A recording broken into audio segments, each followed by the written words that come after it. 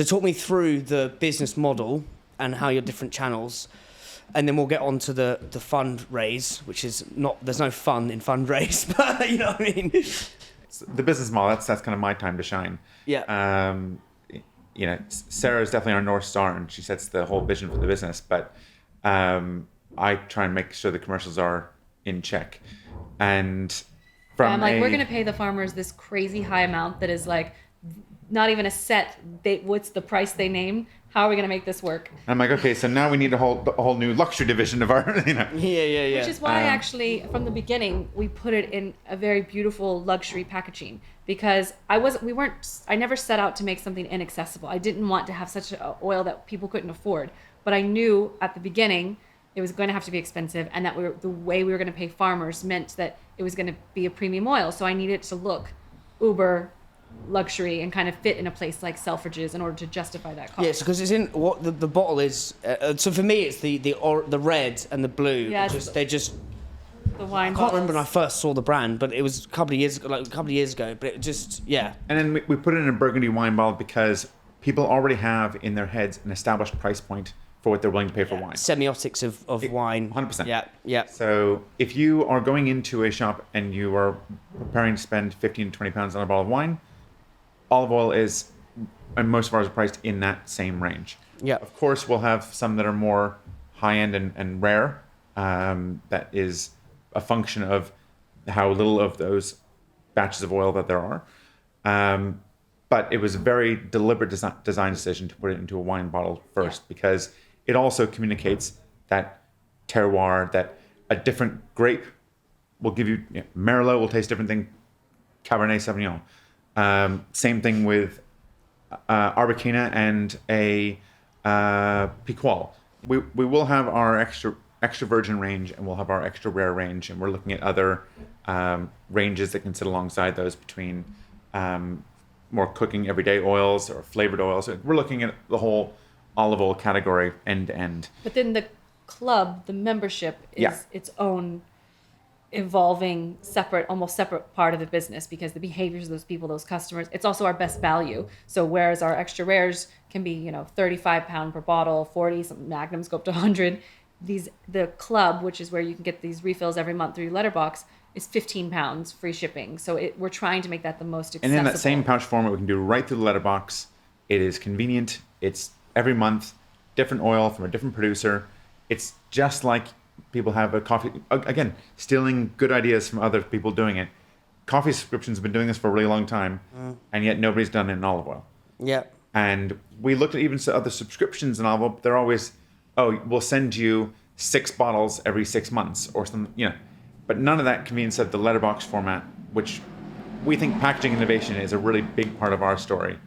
And talk me through that. Well, no one had ever done a pouch for olive oil. We're the first to do it in any national grocer in the UK. Which is wild, because when I did a course in Spain, all they kept telling us is that we need, education-wise, we need to tell people that we need to communicate and get the industry to switch to bag and box, because it's the best way to preserve, keep air out, keep light out, keep all.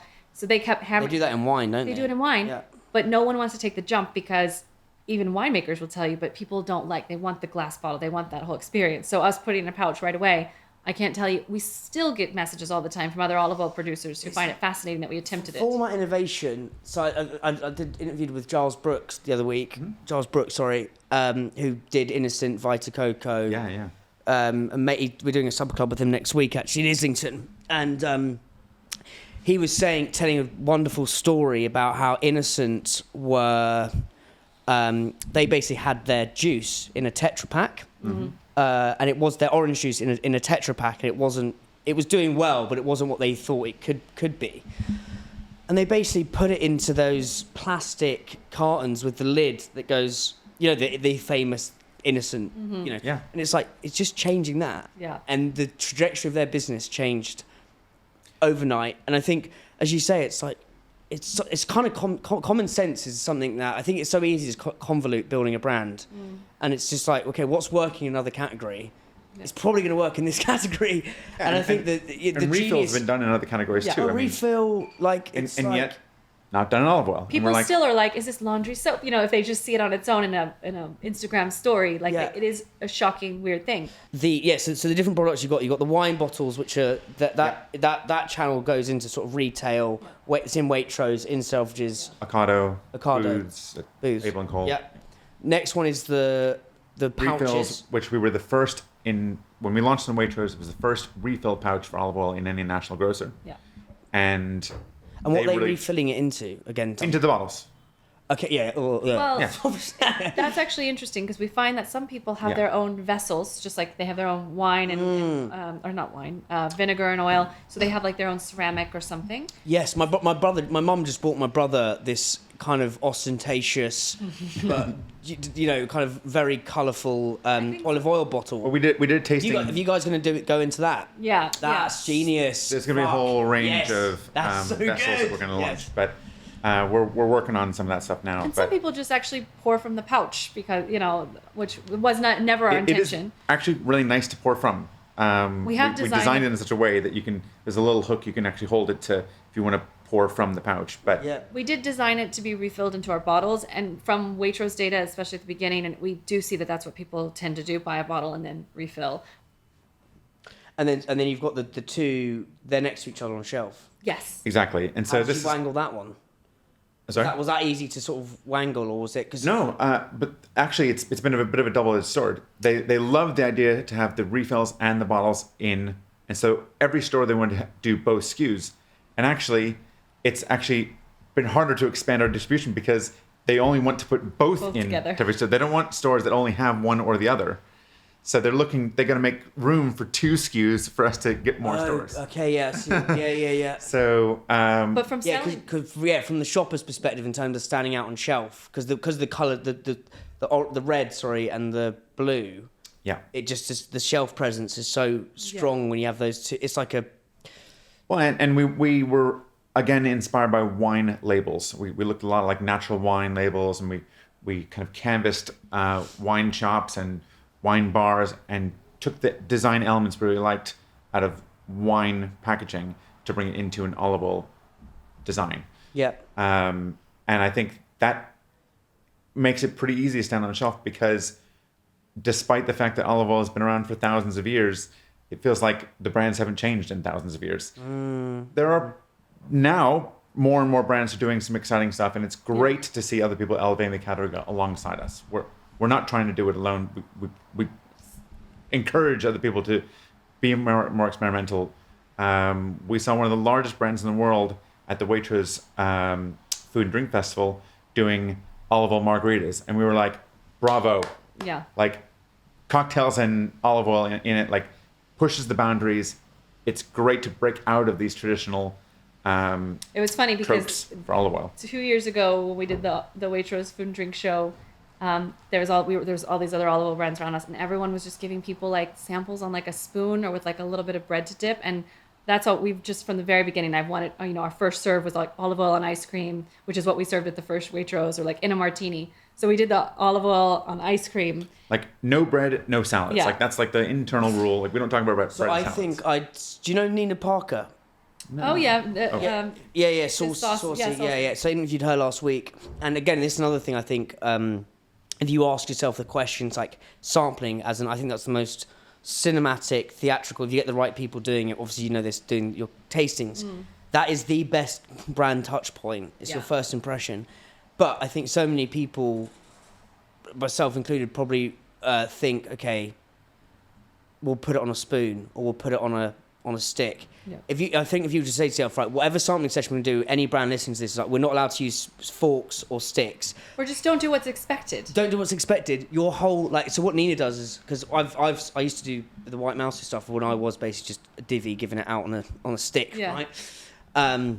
But she's doing it with noodles and Selfridges. Yeah. It's just like it's so simple. Like doing it with ice cream. It's like that whole Perfect Ted at Taste of London were doing slush puppy. Oh, matcha. they're yeah. But it's just like the vehicle it creates such a talking point, like an That's olive it. oil margarita, an olive oil ice cream, like starts the conversation, yes. I gets them think- out of their kind of mindset of what they think an olive oil should be or how it should be used. yeah. We need to just break out all the rules. But I think of, that brand, because I was chatting to their stand, I mean, it's a huge commodity. I mean, it's like 3 agencies, like, you know, before you even get to like who's actually running it. But they were quite inspired by the fact that the year before we were like, no, we're not doing bread, and tried to come up with something like really like. They were literally right next to us. Yeah, so they were like inspired by that, which I was like, that's good because we want the whole category to be lifted up. I love whenever someone tells me that there's like an olive oil dessert on a menu or something or in a cocktail. It doesn't matter if it's ours. I'm like, yeah. People should be eating health. I think olive oil is like a really fun thing to kind of bring out flavors and pop in some polyphenols. But everything, I saw what happened with the craft spirits movement when Michael was kind of launching that here in the UK more than a decade ago, and all these distilleries and everyone. The more people get excited about craft gin, the more people get excited about craft olive oil. We can all like all tides. Sure. A rising tide floats all boats. Rising tides floats all boats. And then the D2C side of things, because that's booting off. That's 70% of your business, right? Yeah, I mean, Like, D2C is... How did you learn how to do that? We didn't. We still don't know, I don't think. We're literally about to make, hopefully by the time this airs, have an offer for our first D2C hire. Yeah. But we've never even had someone in-house do D2C, which is insane. Like, when I want to update something on the website, it's still... So are you using Shopify or... Yeah, we use Shopify. We have a subscription tool. But it's... But we kind of hacked it together. We've hacked it. And even today, you know, we think one change and the whole thing could come crashing down, but it's only because it's Happy been days. largely built say it in and such run a by relaxed us. way, mate. Yeah, I need you as to... I mean, we can't do anything right now to fix it. So Yeah, no. and it is doing the job. It's doing more than the job. I think we have far and away the biggest subscription business for olive oil in the UK. Oh, for sure. We have, and it is also the fastest growing part of our business. I think the move to, and small changes, right? Last year we said you can subscribe to refills. That's 2 years ago, yeah. 2 years ago, yeah. What, January. okay, so let's go into this because I think always had the subscription. D2C is a wonderful kind of adventure park of kind of how brands can get to consumers. Again, Jack, my mate Ruben from Purdy and Fig, he was talking about like one word changes. That's and right. like and like Unbelievable. the whole thing just went. Yeah. Like, what have been those one things that are so inane, and then suddenly you're just doing an extra 20k a month? Maybe I'm putting numbers like an arsehole, but like, you know what I mean? But you're not wrong. Oh, yeah. I mean, Yeah. December 2023, on our website, you could subscribe to refills. January 2024, we changed from subscribe to refills to join the olive oil club. Overnight, 10x number of subscribers every week. Fuck off. I mean, 10x every Join week. the olive oil club. Join the olive oil club, and we used to have tiered pricing if you're monthly or bi-monthly, and we just did flat price, £15 a month, join the olive oil club, and literally within weeks, we're seeing 10x per week the number of subscribers joining every week. Yeah. Wow. So What else? What other sort of little nifty hacks? And you're driving people from Instagram and LinkedIn. Like, how are you getting the top of the funnel filled up? Like, what's the crack with that? So definitely we have like a play with ads, which is something we've over the past year built up and got a bit more confident in, although it was still, again, we need someone to still run learning. it. We need someone to come up with that creative.